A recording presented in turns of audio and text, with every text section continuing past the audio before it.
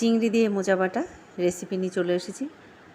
নমস্কার বন্ধুরা, আমার ঘরে বাইরে আপনাদের অনেক অনেক স্বাগত জানাই। তো আজকে আমি আপনাদের সঙ্গে রেসিপিটা শেয়ার করব।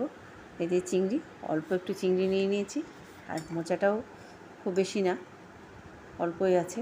তো এখানে রসুন কাঁচা লঙ্কা দিয়ে মিক্সিতে আমি পেস্ট করে নিলাম, মানে একদম ইয়ে না, একটু খোয়া খোয়া রেখেছি।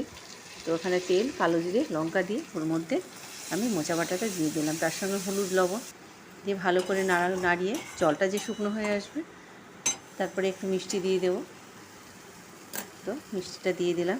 তো আপনারা এইভাবে বানিয়ে দেখবেন, খেতে কিন্তু দুর্দান্ত লাগে। একবার হলেও আমার মতো এইভাবে মোচা ভর্তা যাই বলেন। তো একটু উপর থেকে সর্ষের তেল আর লঙ্কা দিয়ে দিলাম। তো তারপরে এই ভাত, লেবু আর মোচা বাটা। তো ভালো লাগলে সাবস্ক্রাইব করবেন, পাশে থাকবেন। আবার পরের ভিডিওতে দেখা হবে। টাটা।